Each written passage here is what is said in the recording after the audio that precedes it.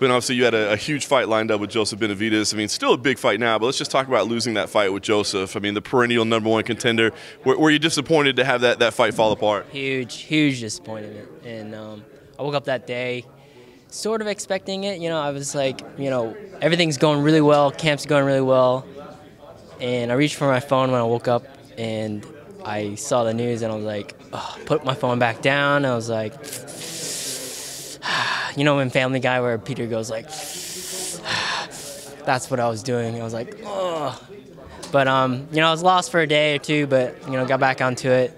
Tim Elliott's a really tough opponent, and, he fits the bill for sure. I was going to say, I mean, you come in with a guy like Tim Elliott, just challenged for the title recently, by most accounts gave a pretty good fight against Demetrius Johnson. What did you think when that was the guy that stepped in? Did you take that as a compliment?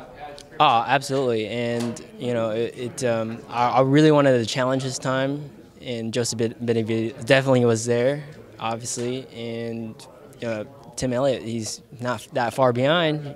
He fought Demetrius Johnson all 5 rounds and, put on a good show. So he's going to be a challenge. It's going to be fun. So you say you want a challenge. I mean, these are really probably the top 2 guys in the division right now, the one you lost, but the one you're still fighting. I mean, what does that make you feel about yourself and where you belong in the division?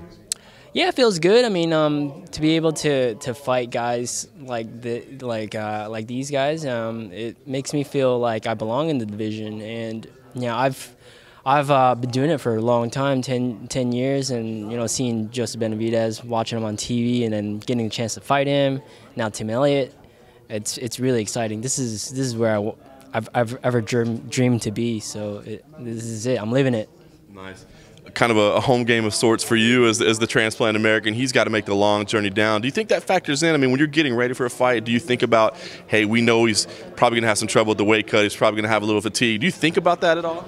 I think about it, but, I just kind of brush it aside. You can't always assume, like, everything's going to go bad for them. You've got to assume that they're going to be on their game 100%, and, we got to be ready for that. So that's what we're prepping for.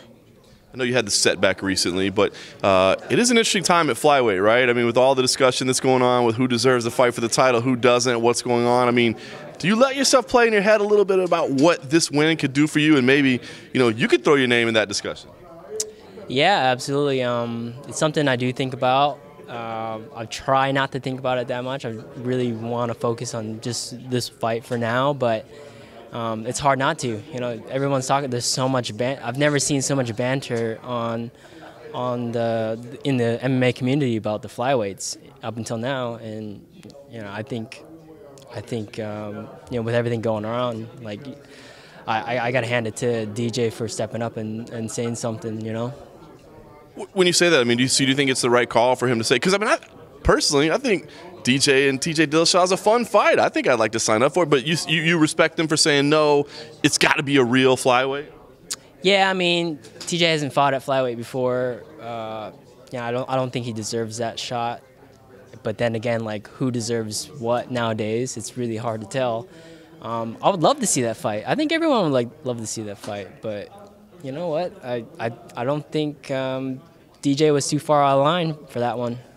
Very nice. All right, well, first things first, you got to get rid of Tim Elliott, and then you start talking about where you belong. When you see this thing play out, I mean, we know what a wild, crazy guy that he is in there. How do you see this fight playing out? Yeah, I mean, he's crazy. He's definitely got a wild style,